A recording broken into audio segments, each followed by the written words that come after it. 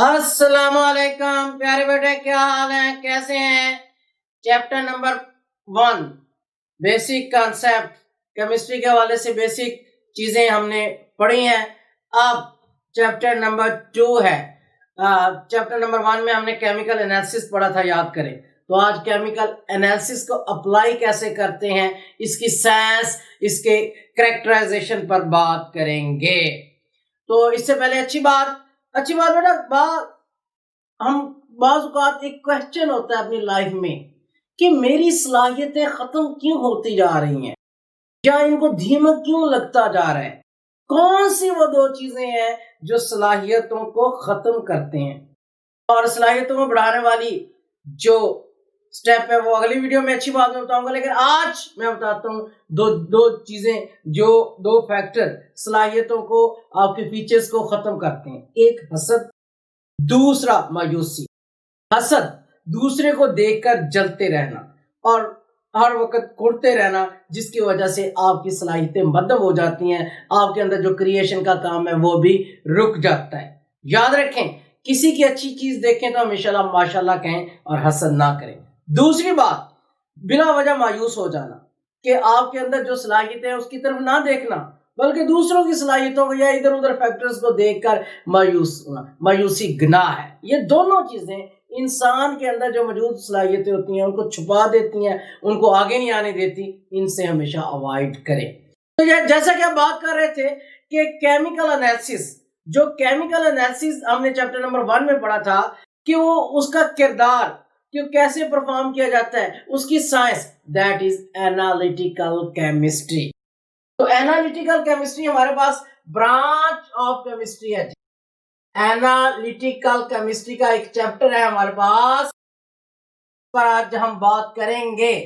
एक शेर है, गुफ्तार का गाजी तो बना, किरदार का गाजी बन ना सका। गुफ्तार, बातें करना, थ्योरी, उसका तो हर बंदा गाजी है, क्योंकि बातें करना, थ्योरी, हर चीज। लेकिन किरदार के उसको अमल में पेश करना, कि अब केमिकल एनालिसिस क्या होता है वो हमने थ्योरी पढ़ी थी। अब उसको बाय किरदार, बाय कैरेक्टर अच्छे तरीके से परफॉर्म करना लैब के अंदर, वो आपके पास एनालिटिकल केमिस्ट्री है, ब्रांच ऑफ केमिस्ट्री है।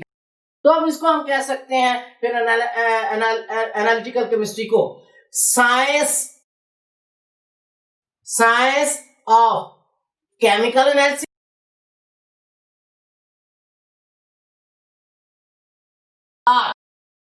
साइंस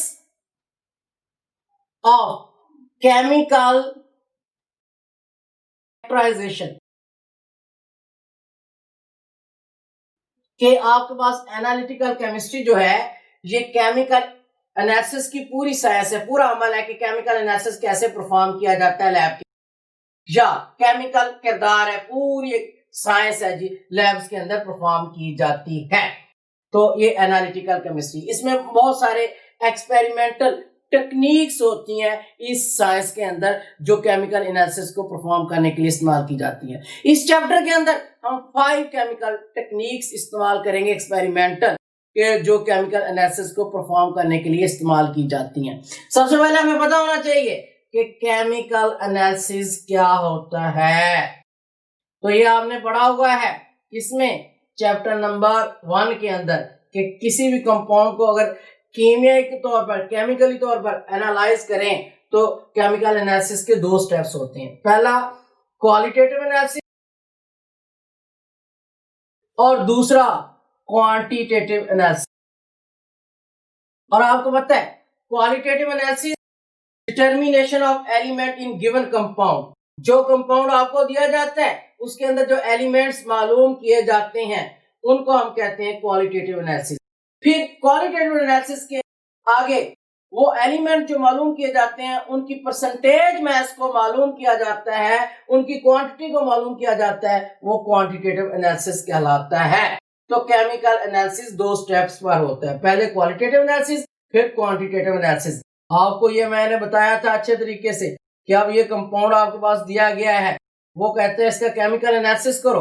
तो पहले स्टेप में हम मालूम करेंगे ये कंपाउंड एलिमेंट से मिलकर बना है। हम कहते हैं ये वाटर है, ये हाइड्रोजन और ऑक्सीजन से मिलकर बना हुआ है, ये इसका क्वालिटेटिव एनालिसिस है।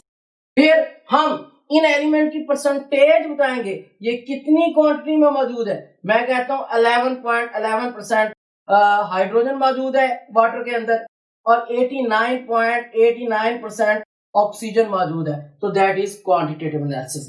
तो केमिकल एनालिसिस के ये दो पार्ट हुए। अब केमिकल एनालिसिस को, इसकी क्वालिटेटिव क्वांटिटेटिव एनालिसिस को परफॉर्म करने के लिए लैब के अंदर कितने स्टेप्स दरकार होते हैं? तो बेटा फोर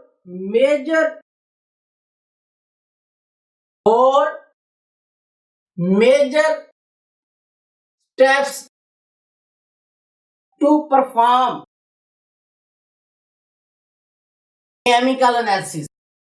तो केमिकल एनालिसिस को परफॉर्म करने के लिए कितने स्टेप्स? 4 स्टेप्स दरकार होंगे।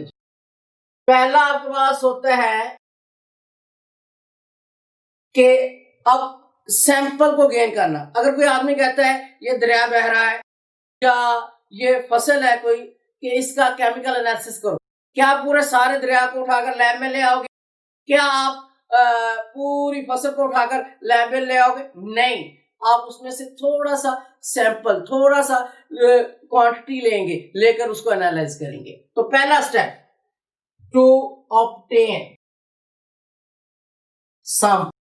सैंपल हासिल करना, थोड़ी सी मिकदार हासिल करना जिसको आपने एनालाइज करना है, जिसको इन्वेस्टिगेट करना है, पहला स्टेप। फिर दूसरा step separation of desired component. जिन कंपोनेंट को आपने एनालाइज करना है उनको सैंपल से अलग करना, दूसरा स्टेप। तीसरा स्टेप मेजरमेंट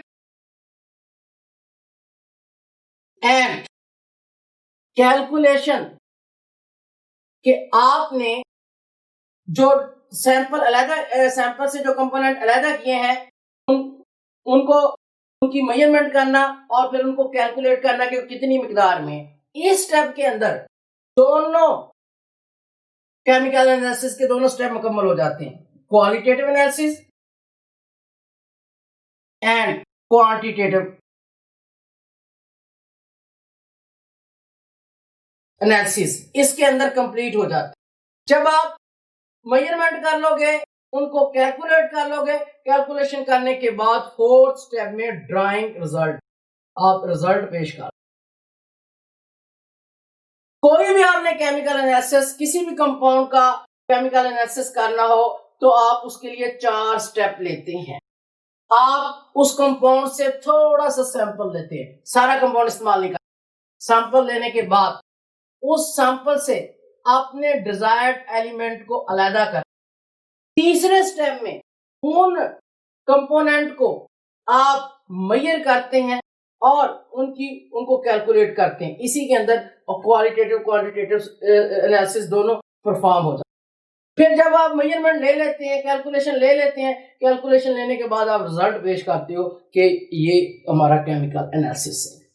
अब जी इस केमिकल एनालिसिस को परफॉर्म करने के लिए मुख्तलिफ टेक्निक्स, मुख्तलिफ एक्सपेरिमेंट्स किए जाते हैं, मुख्तलिफ एक्सपेरिमेंटल मेथड है। लेकिन एफएससी लेवल पर, यहाँ फर्स्ट ईयर लेवल पर 5 एक्सपेरिमेंटल टेक्निक इस्तेमाल होती हैं केमिकल एनालिसिस के लिए। फिल्ट्रेशन, सॉल्वेंट एक्सट्रैक्शन, क्रिस्टलाइजेशन, चौथे नंबर सब्लिमेशन, 5वें नंबर पर है क्रोमेटोग्राफी। ये पांचों एक्सपेरिमेंटल टेक्निक केमिकल एनालिसिस में इस्तेमाल की जाती हैं। ये सेपरेशन और प्योरिफिकेशन टेक्निक्स हैं। ये आपके पास कंपाउंड को सेपरेट भी करती हैं और प्योरीफाई भी करती हैं। एक तो ये केमिकल एनालिसिस के लिए इस्तेमाल होती हैं, दूसरा अगर आपके पास लैब के अंदर कोई कंपाउंड तैयार करते हैं और कंपाउंड इम्प्योर है, उसको सेपरेट और उसको प्योरीफाई करने के लिए ये टेक्निक्स का इस्तेमाल करते हैं। आज इनमें से हम एनालिटिकल केमिस्ट्री की पहली टेक्निक जो है फिल्ट्रेशन इस्तेमाल करेंगे। फिल्ट्रेशन आपके पास सेपरेशन और प्योरिफिकेशन टेक्निक है, तो आज हम फिल्ट्रेशन को जी स्टार्ट करें। फिल्ट्रेशन की डेफिनेशन, इस फिल्ट्रेशन के हवाले से मेरे पास एक जबरदस्त सा जोक है जो मैं आपको लेक्चर के मिड में सुनाऊंगा और जबरदस्त आप खिल खिल कर हंसेंगे। तो पहले इसकी डेफिनेशन देखते हैं, फिल्ट्रेशन क्या होता है। फिल्ट्रेशन का लफ्जी मतलब होता है निथारना, किसी चीज को अलग करना। तो निथारना देखें जी, तो फिल्ट्रेशन जो डेफिनेशन है, the separation of insoluble particle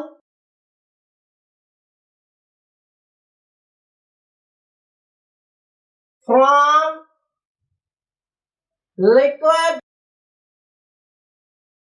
or solution के सॉल्यूशन या लिक्विड के अंदर जो इंसॉल्युबल पार्टिकल होते हैं, नाहलफिजी ज़र्रात होते हैं, उनको अलहदा करने का अमल जो है वो फिल्ट्रेशन कहलाता है। उर्दू में इसको कहते हैं निथारना। यार जैसा कि लस्सी के अंदर मक्खन के ज़र्रात होते हैं, तो मक्खन के ज़र्रात को लस्सी से अलहदा करने का अमल फिल्ट्रेशन होगा। क्या करते थे पुराने जमाने में कि बारीक दुपट्टा ले लेते थे, बारीक दुपट्टे में उसके सुराख इतने वो जो मक्खन के पार्टिकल से छोटे होने चाहिए और दुपट्टा लेकर उसके ऊपर लस्सी को उंडेलते, मक्खन के ज़र्रात ऊपर रह जाते और लस्सी नीचे चले जाती। ये फिल्ट्रेशन अमल है। अब ये इसी तरह आप कागज को ऊपर रखो, इनसॉल्युबल पार्टिकल ऊपर रह जाएंगे और पोर्स में से लिक्विड गुजर कर नीचे चला जाएगा। अब जो कागज है और जो दुपट्टा है ये मीडियम का काम करता है, तो इनसॉल्युबल पार्टिकल ऊपर रह जाते हैं और लिक्विड नीचे चला जाता है। तो ये कागज और दुपट्टा मीडियम है। ये मीडियम की बुनियाद पर फिल्ट्रेशन कई तरह का होता है, लेकिन हमारे पास आज हम मीडियम की बुनियाद पर जो है तो फिल्ट्रेशन के टाइप पढ़ेंगे। तो on the basis of medium हमारे पास फिल्ट्रेशन दो तरह है। Number one, filtration through filter paper, पहली टाइप फिल्टर पेपर मीडियम है। दूसरी टाइप होती है फिल्ट्रेशन थ्रू गाउच क्रूसिबल। अच्छा, हम अब ये दोनों जो मीडियम है उनको इस्तेमाल करते हुए फिल्ट्रेशन को इस टॉपिक में डिस्कस करेंगे। पहली टाइप हम डिस्कस करते हैं जी, filtration through filter paper. Filter paper एक कागज ही होता है। अब फिल्टर पेपर जो है, फिल्टर पेपर के साथ हम लेते हैं फनल, ठीक है, वो आपके पास फिल्ट्रेशन असेंबली लगा हुआ है। क्या लेते हैं जी, फिल्टर पेपर और इसके साथ लेते हैं फनल। आपके पास फिल्ट्रेशन असेंबली लगी हुई है, आयरन स्टैंड, बीकर और ये जो आपके पास ग्लास की बनी हुई फनल होती है, फनल के अंदर फिल्टर पेपर होता है। इसके ऊपर हम लिक्विड अंडेल देते हैं जिसके अंदर इंसॉल्युबल पार्टिकल होते हैं। इंसॉल्युबल पार्टिकल जो है वो ऊपर रह जाते हैं और लिक्विड नीचे चला जाता है। इंसॉल्युबल पार्टिकल क्यों ऊपर रह जाते हैं? क्योंकि हम इस तरह का फिल्टर पेपर लेते हैं, फिल्टर पेपर के जो पोर्स होते हैं, सुराख होते हैं, वो इंसॉल्युबल पार्टिकल से छोटे होते हैं और इंसॉल्युबल पार्टिकल ऊपर रह जाएंगे, लिक्विड नीचे चला जाएगा। तो आप देख रहे हैं कि यहाँ पर इस फिल्ट्रेशन असेंबली में फिल्टर पेपर और फनल का बहुत ज्यादा अहम रोल होगा। अगर ये दोनों हमने मुनासिब इंतखाब किया है इनका, तो फिल्ट्रेशन का अमल जो है वो तेज होगा, फास्ट होगा, स्मूथ होगा। अगर हमने सही इंतखाब नहीं किया तो वो स्लो होगा और सही तरीके से फिल्ट्रेशन नहीं होगी।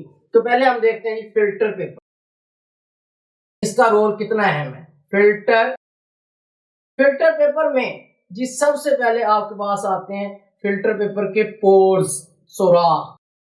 आपने अगर आप देखते हैं ये आपके पास लिक्विड है, ये आपके पास लिक्विड है, लिक्विड में इनसॉल्युबल पार्टिकल को आप देखेंगे। आपने ऐसा फिल्टर पेपर लेना है जिसका के पोर्स इन इनसॉल्युबल पार्टिकल से छोटे होने चाहिए, ताकि इंसॉल्युबल पार्टिकल ऊपर रह जाए और लिक्विड गुजरकर नीचे चला जाए। और आपने ऐसा फिल्टर पेपर लेना है कि जो इसके पोर्स हैं ये ज्यादा छोटे भी ना हो, ये ना हो कि इंसॉल्युबल पार्टिकल के नीचे दब जाए और फिल्ट्रेशन का अमल स्लो हो। आपने पोर्स लेने तो छोटे हैं, लाजमन लेने तो छोटे, लेकिन इतने मुनासिब हों कि उनमें से जो लिक्विड है आसानी से गुजरता रहे। तो पोर्स के हवाले से आपने फिल्टर पेपर ऐसा लेना है कि इसके सुराख या पोर्स जो इंसॉल्युबल पार्टिकल से छोटे हों मगर मुनासिब हों, इंसॉल्युबल पार्टिकल ऊपर रह जाए लेकिन उनमें से लिक्विड आसानी से गुजरकर नीचे चला जाए और process of filtration, rate of filtration ज्यादा रहे। एक पोर्स। और दूसरा साइज ऑफ फिल्टर पेपर, क्या आपके पास फिल्टर पेपर का साइज कैसे होना चाहिए? फिल्टर पेपर का साइज आपके पास ये होना चाहिए कि जो आपके पास इनसॉल्युबल पार्टिकल है, insoluble particles should be 1/4 to half, 1/4 to half of filter paper at the end of filtration, कि जब फिल्ट्रेशन का आप अमल एंड करें तो उसके अंदर जो इंसॉल्युबल पार्टिकल हासिल हो वो फिल्टर पेपर का आधा हो या फिल्टर पेपर का चौथा हिस्सा हो, यानी कि वो ये ना हो कि आपके पास वो फिल्टर पेपर उनसे भरा हुआ हो। इस साइज का फिल्टर पेपर नहीं लेना, आपने इस साइज का फिल्टर पेपर लेना है कि जब आप फिल्ट्रेशन कर लें तो उस वक्त जो इंसॉल्युबल पार्टिकल है उसका आधा हो या उसका चौथा हिस्सा हो। ये दो चीजें फिल्टर पेपर के अंदर आपने देखकर फिल्टर पेपर का इंतखाब करना है, चूज करना है कि insoluble particle at the end of filtration filter paper का आधा हिस्सा हो या उसका चौथा हो। इस साइज का आपने फिल्टर पेपर लेना है। फिल्टर पेपर लेने के बाद अब आ जाती है फनल की बारी। जो फनल है, अगर ये आपके पास ये ग्लास की बनी हुई हो फनल, ये ग्लास की बनी हुई होती है, इसके दो हिस्से, जो आपके पास ये ऊपर वाला हिस्सा है इसे कहते हैं रिम, गोल पार्ट, और ये नीचे जो इसकी ग्लास की बनी हुई डंडी है इसको हम कहते हैं स्टेम। तो दिस इज फनल। इसका ऊपर वाला हिस्सा ये है, इसको रिम कहते हैं, नीचे जो डंडी है इसको कहते हैं स्टेम। अब आपने फनल ऐसी लेनी है कि जब फनल के अंदर फिल्टर पेपर रख दें तो फिल्टर पेपर रिम के कॉर्नर से 1 से 2 सेंटीमीटर नीचे रहे, 1 से 2 सेंटीमीटर नीचे रहे। सुन लें, फनल ऐसी लेनी है कि जब इसके अंदर फिल्टर पेपर लगा दें तो फिल्टर पेपर रिम के कॉर्नर से 1 से 2 सेंटीमीटर नीचे रहे। उसके बाद जो आपके पास स्टीम है, स्टीम ये आपने बिल्कुल बीकर के साथ लगा दें, कि बीकर के साथ लगा दें ताकि लिक्विड बीकर के साइड के साथ टकरा कर नीचे जाए। अगर आप दरमियान में रखेंगे तो वो उछल उछल कर कूद कूद कर मेंढक की तरह बाहर चला जाएगा, फिल्ट्रेशन का अमल डिस्टर्ब होगा। आपने साइंटिफिकली अच्छे तरीके से परफॉर्म करना है कि आपने जो टिप है वो बिल्कुल बीकर के साथ जोड़ देनी है, लगा देनी है, ताकि जो फिल्ट्रेट है, जो आपके पास लिक्विड है वो बीकर के साथ होकर गुजरे और कोई स्प्लैशिंग पैदा ना हो। तो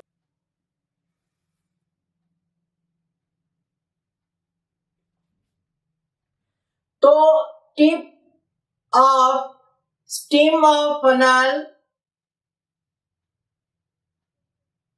should touch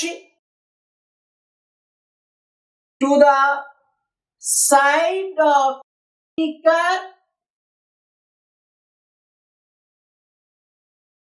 to avoid from splashing, कि आपने जो बीकर के साथ फनल की जो स्टेम है जो फनल की स्टेम है इसकी टिप जो है ये बिल्कुल एंड वाली ये टिप ये आपने बीकर के साइड के साथ टच कर देनी है ताकि इसके अंदर स्प्लैशिंग पैदा ना हो। अब ये आपने फनल सेट कर दी है। अच्छा, फनल सेट करने के बाद तो बच्चों इसके अंदर जो फिल्टर पेपर है क्या गुच मुच करके वैसे डाल देंगे? और नहीं भाई, आप केमिस्ट हैं, आपने इसको प्रॉपरली अच्छे तरीके से डालना है। इसका मतलब है फिल्टर पेपर को डालने का भी एक पूरा मेथड है। और तो आप फिल्टर पेपर को पहले उसकी अच्छे तरीके से तह लगाएंगे, फिर इसके अंदर डालेंगे, गुच मुच नहीं करके डालना।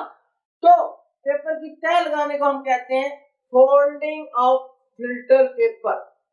फोल्डिंग ऑफ फिल्टर पेपर जो है ये बड़ा अहम रोल है। आपने कैसे फिल्टर पेपर की तह लगानी है। अच्छा, फोल्डिंग ऑफ फिल्टर पेपर के तहत दो तरह के फिल्टर पेपर आप बना सकते। Number 1 cone shape filter paper बना सकते हैं और वो इस्तेमाल किया जाता है, डाला जाता है फनल के अंदर। दूसरा fluted filter paper. Fluted filter paper, fluted का मतलब होता है बलदार फिल्टर पेपर बना। Fluted filter paper, the filter paper having fan like arrangement with alternate elevation and depressions। जो फ्लूटेड फिल्टर पेपर होता है इसकी फैन लाइक अरेंजमेंट होती है और इसके अंदर बिल्कुल एलिवेशन डिप्रेशन उभार ढलवा पाए जाते हैं। इसको बाद में डिस्कस करेंगे। पहले हम कोन शेप फिल्टर पेपर बनाते हैं कि कोन शेप फिल्टर पेपर कैसे बनाया जाता है। तो मैं आपको सिखाता हूँ जी। वो जो चने भूनने वाला आपको बनाकर देता है जिसमें चने डालते हैं वही बनाना है हमने। ये मैंने जेब से निकाल लिया है। तो कोन शेप फिल्टर पेपर बनाएंगे, इसकी 2 लेयर लगाती हैं। देख लें जी, लेकिन आपने बड़ी नफासत के साथ लगानी है। वो टेढ़ी मेढ़ी लगा भी दे तो कोई बात नहीं है, लेकिन आपने ये आपके पास फिल्टर पेपर, ये आपके पास फिल्टर पेपर। तो आपने फिल्टर पेपर लेकर फिल्टर पेपर का जो डायामीटर है, मैंने कहा कि आपने कोन शेप फिल्टर पेपर बनाने के लिए कितनी तह लगानी है? 2। पहली तह इसके अलाउंग डायामीटर के अलाउंग लगाएंगे। ये इसका डायामीटर है जो लाइन एक कॉर्नर से दूसरे कॉर्नर पर जाती है। ये देखें जी, ये आप इसके अलाउंग, ये इसके डायामीटर के अलाउंग तह। फिर आपने दूसरी तह ऐसे लगानी है कि इसके ये दो जो कॉर्नर है, ये दो जो कॉर्नर है इनको एग्जैक्टली आपने मैच करके ऐसे मिला देना है। ये आपके पास इसकी दूसरी तह। अब ये दूसरी तह ला, ठीक है। दूसरी तह लगने के बाद इसके कितने सेक्शन होंगे? 3। ये इसका सेक्शन नंबर 1 है। ये देखें, एक ही लेयर है, एक ही लेयर। अब दूसरा सेक्शन देखें, ये वाला, इसमें 2 लेयर है, एक ये और एक ये। तीसरे वाला इसका लार्ज सेक्शन है, इसमें 4 लेयर है, 2 3 और 4। कितने सेक्शन हुए? एक सेक्शन ये एक लेयर है, दूसरा सेक्शन ये जिसमें 2 लेयर है, एक और 2, और तीसरा लार्ज सेक्शन जिसमें आपने फिर लार्ज सेक्शन में इस तरह खोलना है कि एक लेयर एक तरफ हो और 3 लेयर्स एक तरफ हो। ये आप अब 3 लेयर एक तरफ हो गई और एक लेयर एक तरफ, ये कोन बन गई है। यही वही कोन शेप बन गया है जो आप चने भूनने वाले के पास से जब चने लेते हैं वो डालता है। ये आपके पास एक लेयर एक तरफ और 3 लेयर एक। अब इसका जो एपेक्स है, ये जो इसका एपेक्स है, इसका अंदर एंगल 60 का है, और जो आपके पास फनल है इसका भी 60 का है। तो आपने इसको इसके अंदर डाल के प्रेस कर, क्या करना है, प्रेस, और अच्छे तरीके से फिक्स कर देना है मजबूती के साथ। अच्छे तरीके से फिक्स कर दोगे तो इसमें रेट ऑफ फिल्ट्रेशन क्या होगा, ज्यादा तेज। अगर ये आपने ढीला फिक्स किया तो रेट ऑफ फिल्ट्रेशन स्लो हो, ठीक है। तो आपने सख्ती से दबाकर उसको फिक्स कर, ये आपके पास कोन शेप फिल्टर पेपर है। तो बेटा fluted filter paper, Baldar filter paper जो हम अभी बना रहे हैं, ये आपके पास आम फिल्टर पेपर यही से बनता है। ये कैसी अरेंजमेंट रखता है, the filter paper having fan like arrangement. Fan like arrangement इसकी होती है विद अल्टरनेट एलिवेशन डिप्रेशन। तो फैन लाइक अरेंजमेंट की तरह इसके अंदर एलिवेशन और डिप्रेशन बार बार होते हैं, उभार और ढलवा। तो देखिए कैसे बनता है, ये मैं दोबारा फिर आपको बनवा रहा हूँ जी, एक और फोल्डिंग, ये आपके पास फिल्टर पेपर है, ठीक हो गया। इसकी आपने जितनी भी मुमकिन फोल्डिंग लगानी है, तह लगानी है, और उसके बाद जब इसको खोलेंगे तो ये आपके पास फ्लूटेड फिल्टर, जितनी भी मुमकिन तहें आप फोल्डिंग लगा सकते हैं लगा लें। उसके बाद जब आप इसको ओपन करेंगे लार्ज सेक्शन से तो यहाँ आपके पास फ्लूटेड फिल्टर पेपर होगा। देखें ये आपके पास फिल्टर पेपर है। आपने पहली तह इसके अलाउंग डायमीटर के साथ लगानी, ये देखें इसकी पहली तह अलाउंग डायमीटर के, ये आपके पास ऐसे बना। मैं आपको यहाँ इसकी डायग्राम भी बनाता जाता हूँ। ये आपके पास फिल्टर पेपर जी सारा, जब आपने डायमीटर के अलाउंग तह लगाई तो ये आपके पास इस शेप का हासिल। अच्छा, तो अगली तह, ये डायमीटर के लॉन्ग तह लगाने के बाद ये शेप कहां से होगा। अगली तह आपने इन दोनों कॉर्नर को पकड़कर मैच करके, अब देखिए ये दोनों कॉर्नर है, ये दोनों कॉर्नर, ये वाला और ये वाला, इन दोनों को मिलाकर आपने ऐसे मिलाकर ये आप एक तह लगाएंगे, इसकी दूसरी तह लगा। जब इस तरह आप तह लगा देंगे तो फिर आपके पास एक और फोल्ड आ, ये आपके पास एक और फोल्ड आ,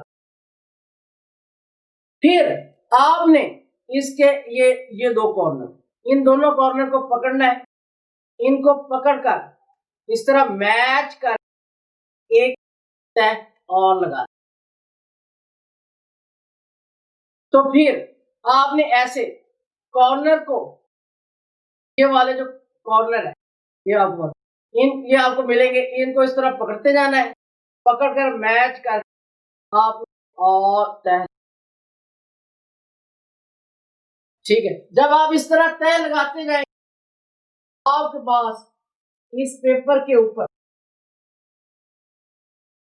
तह के साथ तह बन, अच्छा जितना भी मुमकिन हो सके आपने कॉर्नर को पकड़ना है, पकड़कर ये देखिए अब ये दो कॉर्नर है, ये वाले, इनको पकड़ना है, पकड़कर इस तरह मिलाकर इनको आप मैच करके मिला दें, ये आप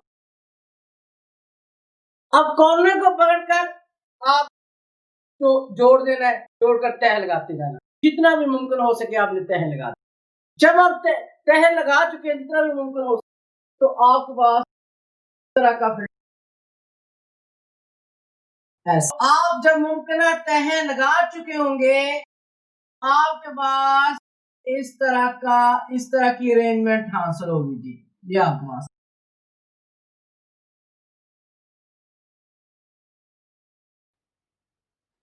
ये फैन लाइक अरेंजमेंट, ये आपके पास हासिल हो। अच्छा, जब आप इसको लार्ज सेक्शन से खोलेंगे आप पास इस तरह का फ्लूटेड फिल्टर पेपर हासिल, कौन सा, फ्लूटेड फिल्टर पेपर हासिल। देखें इसमें ये आपके पास है एलिवेशन और साथ डैम, उभरी हुई जो सरफेस होगी वो उसे एलिवेशन कहते हैं, जो नीचे की तरफ है डैलवा उसे डिप्रेशन कहते हैं।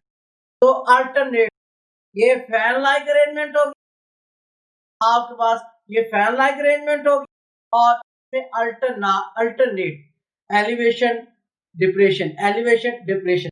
जब आप इसको खोलेंगे आपके पास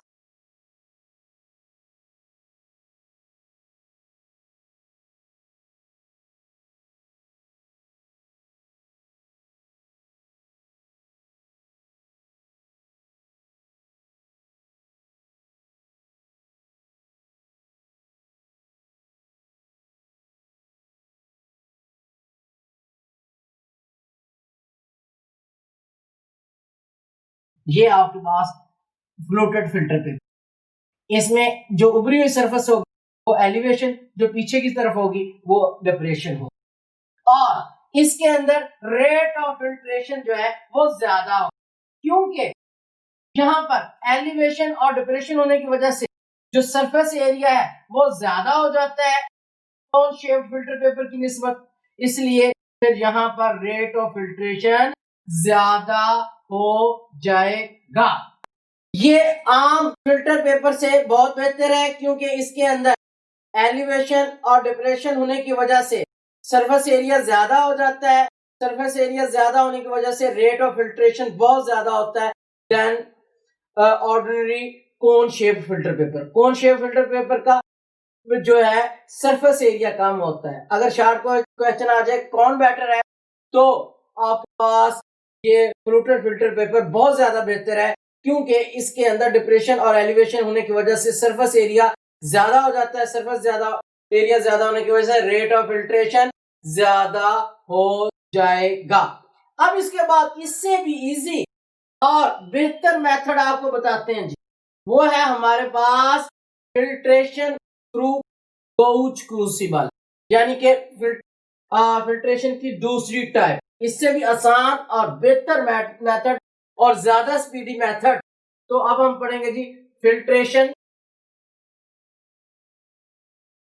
थ्रू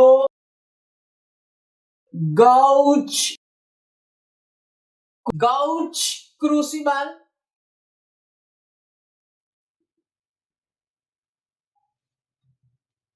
गौच क्रूसिबल जो है फ्लूटेड फिल्टर पेपर की निस्बत इजी, फास्ट और बेहतर मेथड है। तो ये गौच क्रूसिबल जो है ये मेड अप बनी होती है of porcelain, aluminium, silicate, its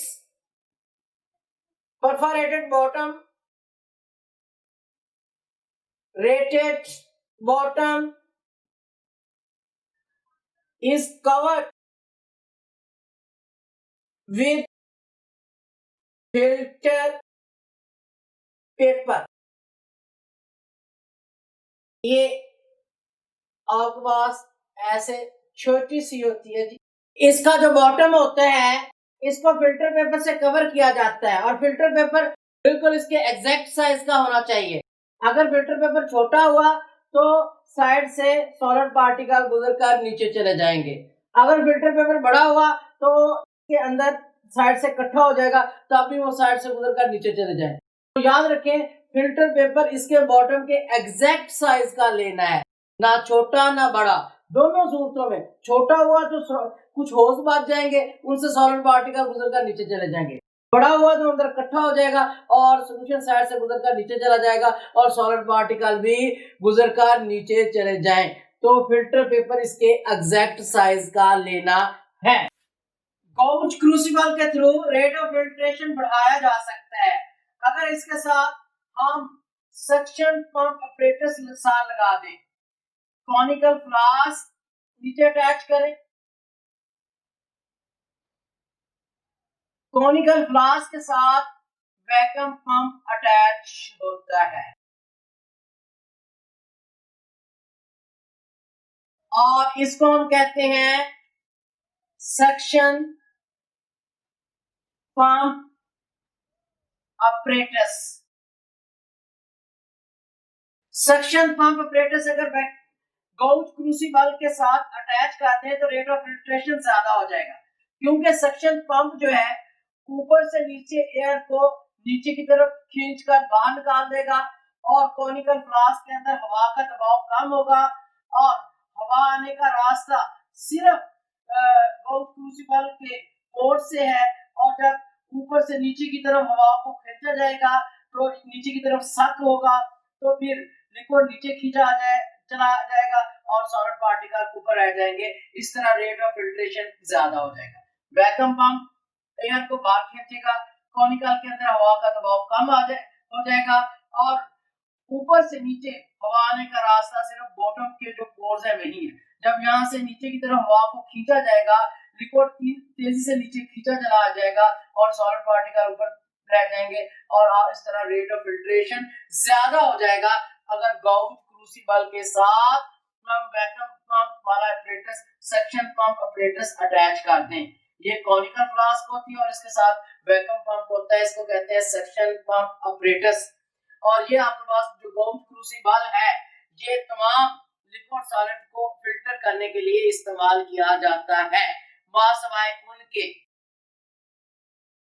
react करती हैं। इनमें कौन कौन से हैं?